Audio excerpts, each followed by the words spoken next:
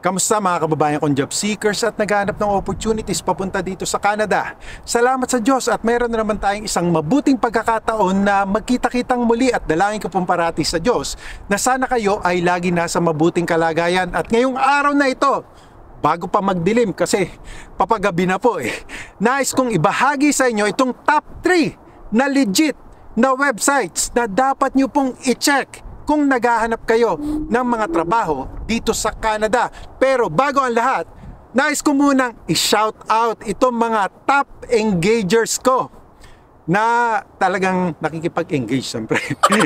Top engagers nga po dito sa aking Facebook page. At kung bago pa lang kayo dito sa aking channel, ang mga binabahagi ko po ay mga tips, informations at mga opportunities kung nais nyong makapunta dito sa Canada. Ito po yung aking top engager, si Edelberto Francisco, Mariam Dalundong, Paul Eric Fernando, Jonathan Pejo, Jerry Marcaida Lotivo, Rojan Mesade, Merlinda Mandal Cox, Reggie Tala, Ronel Cayoca at Francisco de Mesa. Salamat po sa pag-support nyo dito sa aking Facebook page. Actually, hindi to Facebook page personal na Facebook ko po ito. Now, ano nga ba yung top 3 na legit na websites na dapat nyo pong i-check? Una na po, na nais kong i-recommend sa inyo kung kayo ay nasa Pilipinas ay ito, bmw.gov.ph. Puntahan natin para malaman nyo at ma-check nyo ang website ng DMW at makapaghanap kayo ng mga legit na agencies at mga available jobs dito sa DMW. Eto po, sundan nyo lang po ako habang naglo-load ang aking phone. Ayaw niya mag-load. Wala sigurong internet. Eto, pag nabuksan nyo po itong DMW ay i-click nyo lang po yung Approved Job Orders. Pag na-click nyo po yung Approved Job Orders, syempre dapat may lalabas, di ba? Dapat mabilis lang yung internet. Mabagal, walang signal dito Ayaw. Ayun, lumabas din sa wakas. Tapos, i-scroll down nyo lang po at makikita nyo yung job site. I-type nyo lang po yung Canada at automatic na po yan na lalabas po dito yung mga active job orders at yung pangalan ng agency. So, yan po yung website number 1. Pangalawang website na legit na dapat nyo pong i-check is workabroad.ph. So, punta naman po tayo sa workabroad.ph. At dito po sa website ng workabroad.ph, i-click nyo lang po yung jobs by country. Pag na-click nyo po yung jobs by country, eto iba't ibang bansa na andito mga kababayan. Hindi lang po Canada.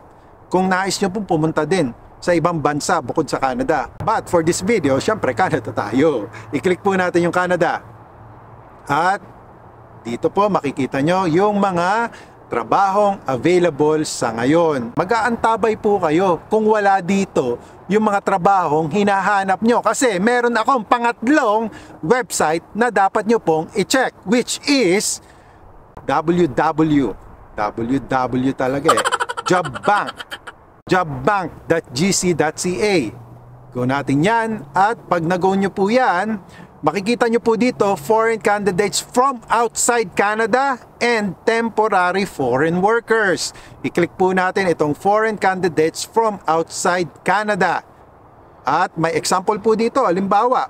Example na, halimbawa pa no? Yung cook, i-click po natin yan kahit wag na po natin lagyan yung location. But if you have a specific location that you would like to check, ilalagay nyo po, di ba? So, wag na po natin lagyan location. Click lang po natin yung parang magnifying lens at makikita nyo na po dito yung mga available na jobs. Tingnan lang po natin itong food service supervisor. I-click po natin yan at pag na-click nyo po yan, makikita nyo po dito yung responsibilities, additional information, employment groups who can apply to this job.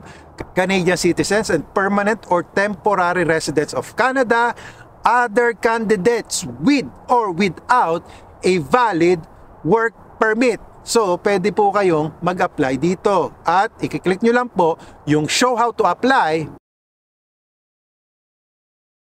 At yan po, yung aking top 3 legit na websites na dapat yung i-check kung nagnanais kayo na makapunta dito sa Canada. I hope you like this video. If you do, please like this video and don't forget to follow my Facebook.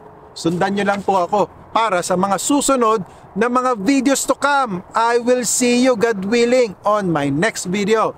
Samahan nawa kayo ng Panginoon sa inyong pang-araw-araw na buhay at sa inyong pag-apply. Magandang araw po sa inyong lahat.